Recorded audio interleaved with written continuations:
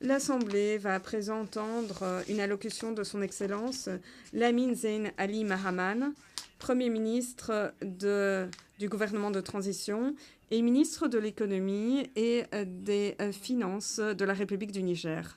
J'invite le protocole à bien vouloir accompagner son Excellence, que j'invite à prendre la parole devant l'Assemblée.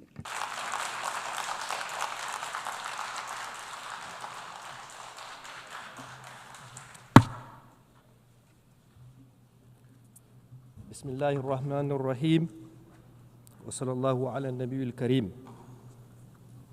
Excellences, Mesdames et Messieurs les chefs d'État et de gouvernement, Mesdames et Messieurs les chefs de délégation, Madame la Présidente, Mesdames et Messieurs, j'ai l'insigne honneur de vous délivrer au nom du peuple nigérien souverain les salutations et le message de son Excellence le général d'armée Abdrahmane Chani, président de la République du Niger, chef de l'État. Permettez-moi tout d'abord de vous adresser, Madame la Présidente, mes sincères félicitations pour votre élection à la présidence de cette 80e session de l'Assemblée générale des Nations unies. Le Niger vous assure de son plein soutien dans l'accomplissement de votre mission. Je tiens également à saluer l'engagement et le leadership de votre prédécesseur dans la conduite de la 79e session. Madame la Présidente, Messieurs, avant de rentrer dans le vif du sujet, je voudrais dire que le Niger soutient le discours prononcé au nom de la Confédération des États du Sahel à cette même tribune par mon frère et ami, son Excellence Abdoulaye Maïga, Premier ministre du Mali, hier, le 26 septembre 2025.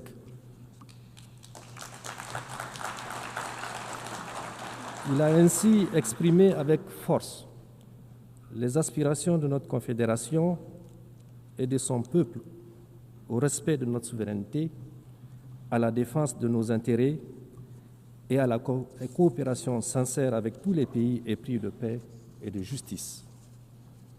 Madame la Présidente, Mesdames et Messieurs, je tiens solennellement à exprimer ici la volonté du peuple nigérien souverain, à travers son gouvernement, à entretenir des relations amicales et de coopération avec tous les gouvernements et des peuples épris de paix et de justice. Cela dans le respect des valeurs et principes définis par la Charte des Nations Unies de notre souveraineté et de nos intérêts. Comment d'ailleurs peut-il en être autrement quand on sait que tout au long de leur histoire, les peuples de l'espace nigérien et du Sahel en général, riches de leur grande diversité sociale et culturelle, ont toujours su puiser dans leurs valeurs ancestrales pour tisser des liens séculaires et coexister harmonieusement entre eux et avec leurs voisins. Parmi ces valeurs qui fondent notre lien social, notre unité et nos aspirations communes, figurent en bonne place le brassage interethnique et la parenté à plaisanterie, le respect de l'altérité, la tolérance religieuse, la solidarité, la paix. Tout au long de notre histoire, nous avons renforcé le brassage entre les populations Hausa, Zerma, Peul, Touareg, Kanouri, Gourmanché, Toubou, Arabe, Boudouma. Ce brassage nous a permis de créer des liens de sang et des alliances indestructibles entre les Nigériens. Madame la Présidente, Mesdames et Messieurs, vous pouvez le constater aisément, le peuple nigérien, les peuples du Sahel, donc, ont une grande tradition de vivre ensemble dans la diversité, la solidarité, la paix et la cohésion.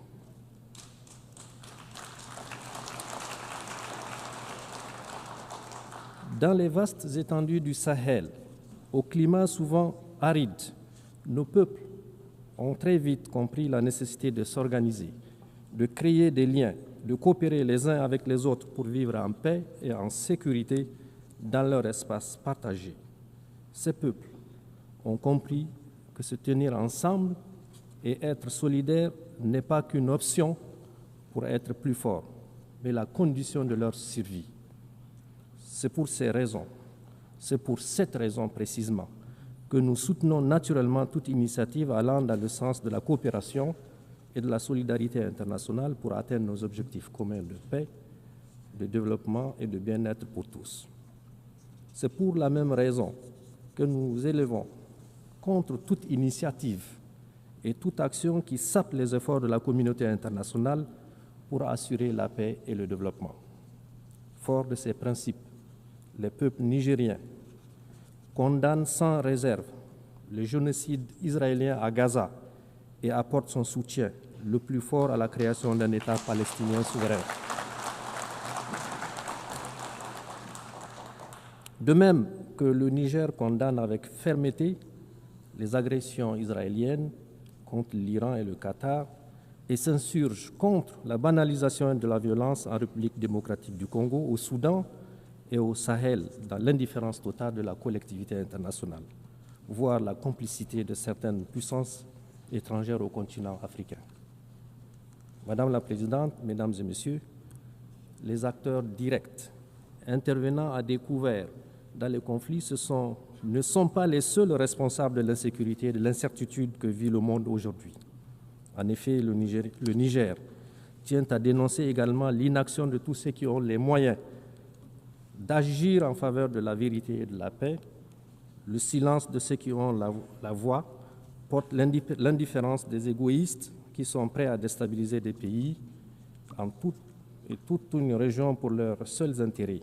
Le manque d'humanisme de ceux qui agissent sournoisement pour semer la mort chez les autres et la bêtise des traîtres à leur patrie et de leur continent. Madame la Présidente, Mesdames et Messieurs, inaction, indifférence et silence complices d'une part et d'autre part, actions sournoises et subversives de déstabilisation, campagnes violentes de désinformation et guerre informationnelle. Telles sont les réalités auxquelles mon pays et la Confédération des États du Sahel, Confédération AES, font face dans notre lutte contre le terrorisme importé et sponsorisé. Le Niger en particulier vit depuis le 26 juillet 2023, date à partir de laquelle le peuple nigérien souverain a décidé de prendre son destin en main. Il faut en effet bien connaître la complexité du drame qui se vit au Sahel, ses enjeux, ses tenants et ses aboutissants, pour comprendre non seulement le jeu des différents acteurs, mais également la détermination de nos peuples et de leur gouvernement à se battre victorieusement pour relever le défi, quel que soit le sacrifice à consentir et le temps que cela prendra. Ceux qui nous attaquent, ils le font pour leurs intérêts. Nous nous défendons pour notre survie et nous défendrons notre territoire et notre peuple. Madame la Présidente, Mesdames et Messieurs, le narratif habituel voudrait que l'on explique la situation au Sahel par la chute du régime du colonel Kadhafi en 2011 et l'effondrement de l'État libyen qui a occasionné le déferlement des groupes armés et le déversement de quantités importantes d'armes dans notre région. D'autres encore évoquent la victoire du peuple algérien sur le terrorisme des années 1990-2000 qui a eu pour conséquence de déplacer le conflit au Sahel par le truchement d'éléments terroristes ayant trouvé refuge dans le Sahel et une partie du Sahara. À cela, il faut ajouter le fait indiscutable qu'au fur et à mesure que les armées des puissances occidentales s'installent dans les pays du Sahel, notamment au Mali, au Niger et au Burkina, pour prétendument les aider à y faire face, l'on a assisté à une extension et à une densification tout aussi progressive du phénomène terroriste dans la région. La corrélation est évidente. Enfin, il est tout aussi admis comme une vérité indiscutable que non seulement les vrais et principaux chefs terroristes ne sont pas originaires de notre espace sahélien, mais également ils disposent de moyens logistiques importants, des modes opératoires particuliers et fomentent d'une violence aveugle et une nuit qui sont totalement étrangers à notre espace géographique et culturel. En effet, nos pays ont certes connu dans leur histoire et dans un passé encore récent des guerres au nom de la religion et des épisodes de rébellion, mais n'ont jamais connu une violence meurtrière gratuite et sans discernement de l'ampleur de celle que nous connaissons aujourd'hui. Pour toutes ces raisons, vous conviendrez qu'il s'agit bien d'un terrorisme importé et à dessein. Madame la Présidente, Mesdames et Messieurs, il s'agit également d'un terrorisme sponsorisé. Il se pose en effet véritablement la question du financement des terroristes, ainsi que la destination de toutes les ressources qu'ils capturent depuis plus d'une décennie. En effet, comment comprendre que des terroristes puissent soutenir dans la durée un tel effort de guerre? En outre, il faut relever l'heureuse coïncidence qui voudrait que la localité de Kidal, au Mali, lieu de repli des terroristes et autres trafiquants, soit libérée par l'armée malienne dans le dernier trimestre de l'année 2023, en même temps que l'armée française quittait le Niger. Du reste, le gouvernement du Niger, à l'instar du gouvernement du Mali et du Burkina, a régulièrement porté à la connaissance de l'opinion internationale des éléments de preuve de l'implication de plusieurs puissances étrangères dans la déstabilisation des pays de l'AES à travers les soutiens qu'ils apportent aux terroristes. Madame la Présidente, Mesdames et Messieurs, du haut de cette tribune, je tiens à dénoncer le soutien assumé et revendiqué par la France au terrorisme au Sahel et au Niger en particulier. En effet, depuis le renvoi de ces troupes du Niger en 2023, comme il l'a annoncé, le gouvernement a mis en place un véritable plan sournois et subversif de déstabilisation de mon pays qui consiste, entre autres, à renseigner, former, financer et équiper les terroristes. À des tentatives malheureuses pour créer les conditions d'un conflit interethnique au Niger et au Sahel, en une campagne de désinformation et intoxication pour discréditer mon pays, ses institutions, ses responsables politiques et son armée, en entretenant et en alimentant une tension politique permanente entre mon pays et certains de ses voisins. À cela, il faut ajouter la guerre économique et financière sans précédent qui consiste notamment dans la volonté haineuse de la France de saboter tous nos projets de développement en démobilisant les investisseurs et en votant systématiquement contre mon pays au niveau de toutes les institutions financières internationales telles que la Banque africaine de développement, la Banque mondiale et le FMI. Madame la Présidente, Mesdames et Messieurs, ce qui se passe aujourd'hui dans notre région du Sahel et au Niger en particulier est la résultante de plusieurs facteurs. D'abord, un passif colonial non encore soldé. Il faut le solder, ce passif. Les Nigériens n'ont jamais oublié la violence particulièrement inouïe qui a caractérisé l'occupation coloniale. La tristement célèbre mission Voulé et Chanoine et d'autres expéditions militaires encore se sont distinguées par la mort et la torture à grande échelle qu'elles ont semées à Terra, il y a quelques années seulement, à Djoundjou, Douchi, Koni, Tessawa et à Zender, où un sultan même a été exécuté. Madame la Présidente, Mesdames et Messieurs, du haut de cette auguste tribune, mon pays, le Niger, s'adresse à la conscience du monde pour montrer du doigt cette force hostile qui, depuis le XIXe siècle, ne désarme pas et mène encore de nos jours une guerre totale contre mon pays, comme en témoigne l'assassinat le 27 novembre 2021 à Terra des jeunes manifestants par l'armée française et la menace d'intervention militaire de la CEDEAO instrumentalisée par la France. Il faut appeler les choses par leur nom.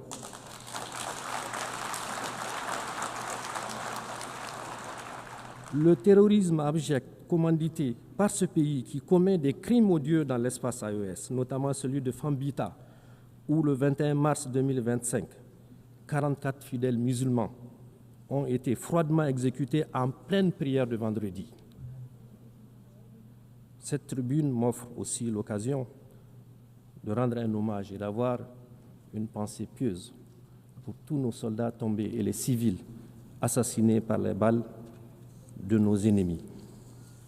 Ces crimes nous rappellent d'ailleurs ceux commis par la France au Niger depuis 1899 et qui saignent encore dans notre mémoire collective. Au nom du droit de l'homme, je parle des victimes innocentes de la mission Afrique centrale, je parle des villes et des villages pillés et incendiés, je parle des carnages de Junju et de Lougou, je parle des villes martyrs de Kouram-Kalgo, où la population a été entièrement exterminée, de Birnukoni, où plus de 7000 morts ont été jetés dans des fosses communes. Je parle au nom des femmes enceintes, éventrées, et des fœtus jetés en pâture aux charognards. Je parle au nom des femmes violées et des fillettes pendues. Je parle au nom des hommes fusillés et des résistants décapités. Au nom de mon pays, le Niger, je demande solennellement à la France de savoir, de faire devoir de mémoire, de faire devoir de mémoire et de reconnaître ces crimes, de reconnaître ces crimes, de reconnaître ces crimes. À ce sujet, d'ailleurs, le général Tchiani a mis en place une commission d'experts, d'universitaires et de scientifiques pour étudier cette période sombre de notre histoire et écrire l'histoire véritable de notre pays afin de rétablir les faits, de rétablir la vérité, nous réapproprier notre histoire et de donner à notre grand peuple toute sa dignité. Ensuite, le pillage de nos ressources au détriment des Nigériens et de l'environnement. En effet, un demi-siècle d'exploitation, l'uranium n'a apporté aux Nigériens que misère, pollution, rébellion, corruption, désolation et aux Français, prospérité et puissance. Vous allez à Arlit aujourd'hui, toutes les nappes phréatiques sont contaminées. C'est inacceptable. Aussi, depuis l'avènement du Conseil national pour la sauvegarde de la patrie et la décision du gouvernement du Niger d'exercer sa souveraineté sur ses ressources, ce gouvernement, en désarroi, cherche à nous entraîner dans des procès interminables pour arrêter l'exploitation et la vente de notre minerai.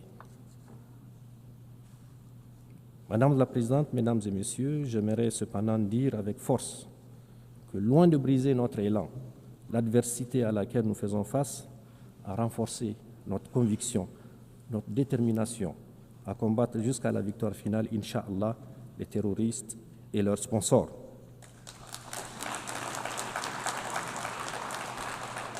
Nous pouvons d'ores et déjà nous réjouir de certains résultats structurants réalisés.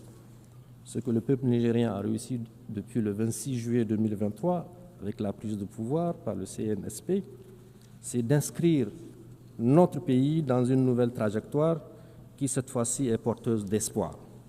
Ce que nous avons réussi, c'est de renvoyer de notre pays, sans haine, ni violence, ni rancune, les forces qui entravaient notre souveraineté et empêchent nos forces de défense et de sécurité de monter en puissance pour accomplir efficacement notre mission. La doctrine des soldats nigériens, des militaires nigériens, on ne devrait recevoir aucun soldat sur notre territoire. C'est une mission qui nous revient à nous. Ce que nous avons réussi, c'est de dénoncer tous les contrats, textes législatifs, traités et conventions injustes qui ne vont pas dans le sens de l'intérêt de notre peuple et de notre pays. C'est un signal fort pour tous ceux qui ont l'habitude et l'intention de piller le Niger que désormais notre pays défendra ses intérêts sans complaisance et avec tous les moyens à notre disposition. Ce que nous avons réussi, c'est l'affirmation de notre souveraineté sur nos ressources naturelles longtemps spoliées et pillées par des puissances étrangères, avec la complicité, malheureusement, de certains de nos compatriotes. Ce que nous avons réussi, c'est l'unité de notre peuple sur des questions d'intérêt national.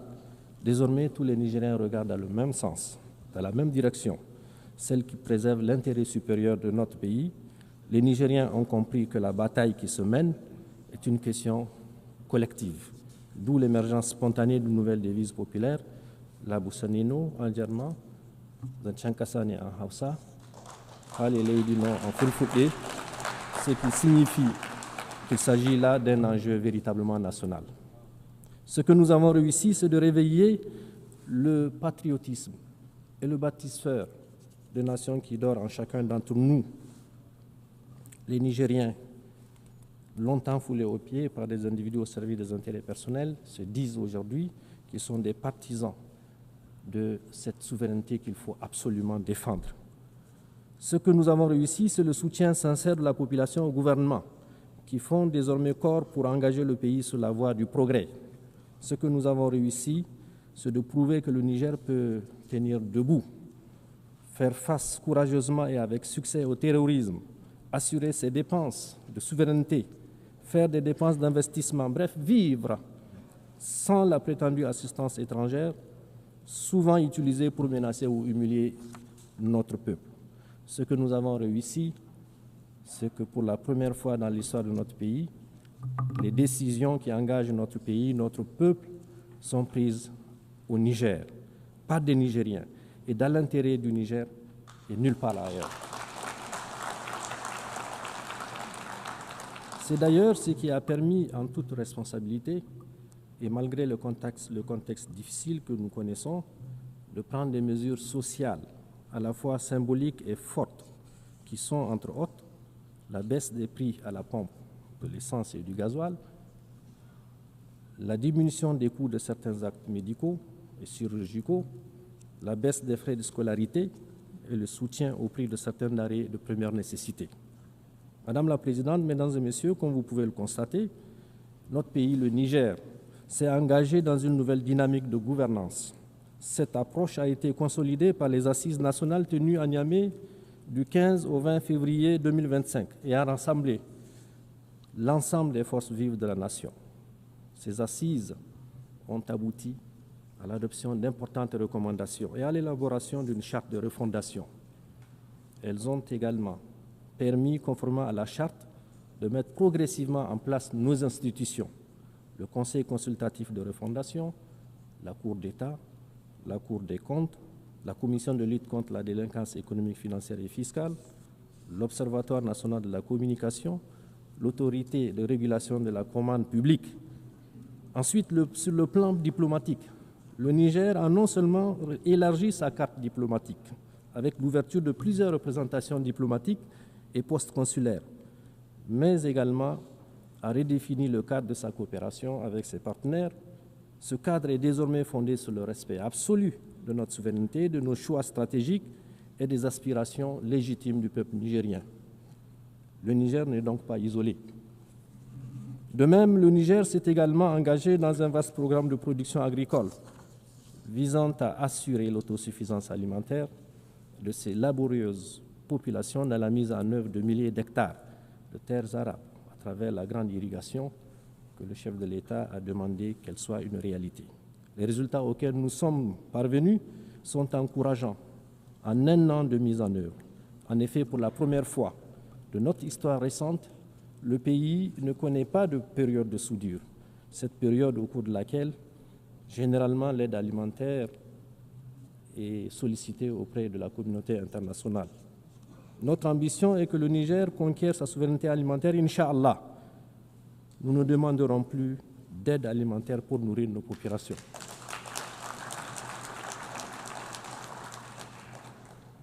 Au plan économique, malgré les sanctions iniques imposées au Niger et le blocus économique et financier, soutenu justement par ce pays, qui est la France, qui tente toujours de mettre en place un mécanisme pour bloquer, nous avons courageusement maintenu le cap des réformes macroéconomiques qui se sont traduites notamment par une inflation sous contrôle à moins 0,1% en fin août 2025 et escomptant une croissance économique en termes réels d'environ 7% sur la période 2025-2028. En outre, notre déficit budgétaire, qui était de 5,4% du PIB en 2023, sera, Inch'Allah, contenu à 3%. Déjà, on a les résultats à la fin de l'année 2025. Enfin, des efforts considérables sont déployés pour améliorer notre profil d'endettement. Madame la Présidente, Mesdames et Messieurs, relativement à la question des droits de l'homme, Le Niger réaffirme son attachement aux instruments juridiques internationaux auxquels il est partie. Toutefois, il dénonce avec force l'approche différenciée et sélective observée dans l'application des principes des droits de l'homme par certains pays dont le seul but est de nuire à l'image de nos États. Aussi, je tiens à annoncer de vive voix que le Niger et l'ensemble des pays de la Confédération AES, profondément attachés au respect de la dignité humaine et à l'épanouissement de leur population, n'acceptent d'aucune façon en la matière de la part de quelques entités que ce soit, qu'on nous impose quoi que ce soit. Face à ces défis sécuritaires, diplomatiques et de développement, le Burkina, le Mali, le Niger ont pris la décision historique de créer une alliance stratégique qui est la Confédération des États du Sahel. Ceux qui m'ont précédé, mes frères du Burkina et du Mali, l'ont déjà dit. Cette alliance nous permettra certainement de mutualiser nos efforts dans le sens de renforcer notre sécurité, de faire en sorte que notre diplomatie qui fonctionne parfaitement bien, de produire des résultats et sur le plan du développement, d'avoir des projets structurants qui puissent répondre aux aspirations et aux besoins de nos populations. Dans ce cadre, comme je l'ai dit, nous coordonnons nos politiques et construisons ensemble notre avenir avec nos propres idées, nos propres moyens et sur des valeurs ancestrales, dans un espace qui sera, Inch'Allah, débarrassé de toute forme de menace.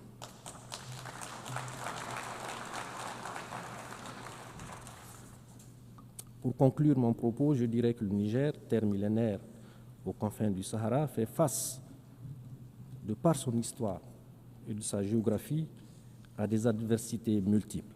Il faut le dire, les effets du changement climatique, des sécheresses suivies des inondations qui rendent la vie de nos agriculteurs et éleveurs de plus en plus précaire, les défis de nos populations et le maintien d'une grande partie de notre jeunesse dans le besoin, malgré la richesse de notre sous-sol longtemps exploité par des puissances étrangères. Le terrorisme encouragé et financé par les puissances occidentales. Chaque fois que nous dénonçons les accords léoniens qu'ils faisaient signer pour continuer à exploiter nos ressources à leur guise. Ce terrorisme orchestré endeuille nos villes, vide nos campagnes et leurs forces vives. De leurs forces vives et en la terreur et prive nos populations rurales d'écoles et de soins médicaux. Mais le Niger, ensemble avec les deux autres pays, le Burkina et le Mali, sont en train de reconnaître, de renaître.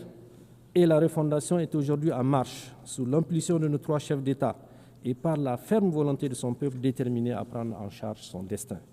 La refondation en cours au Niger n'est pas une rupture avec la communauté internationale, mais l'affirmation solennelle de notre souveraineté, de notre dignité et de notre droit inaliénable à choisir nos partenaires pour le bien-être de nos enfants. Notre priorité absolue demeure donc la sécurité, la lutte contre le terrorisme que nous avons engagé. Nous la faisons pour nous-mêmes, pour notre région, pour la stabilité du monde entier d'ailleurs. Car nous avons compris que nous ne pouvons compter que sur nos propres forces et non sur l'ONU.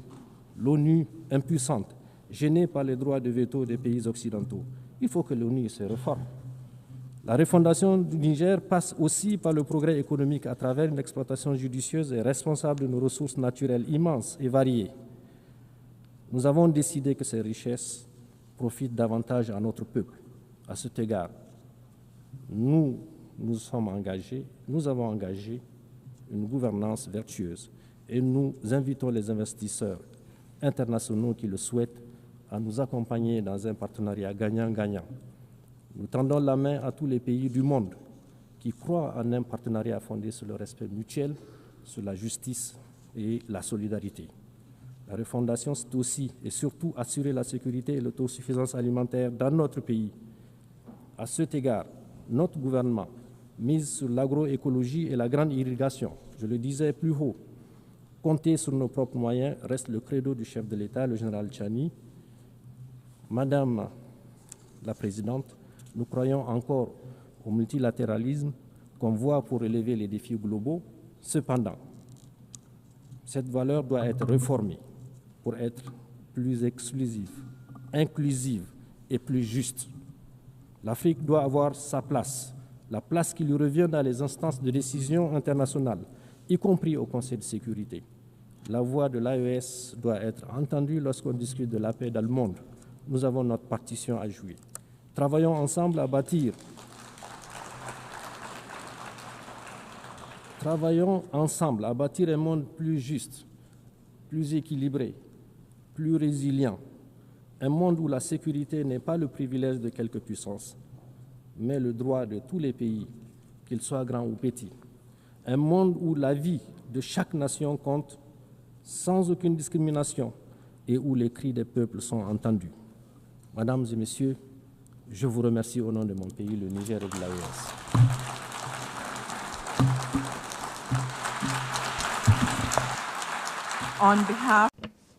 Au nom de l'Assemblée, je remercie le Premier ministre du gouvernement de transition et ministre de l'économie et des finances de la République du Niger.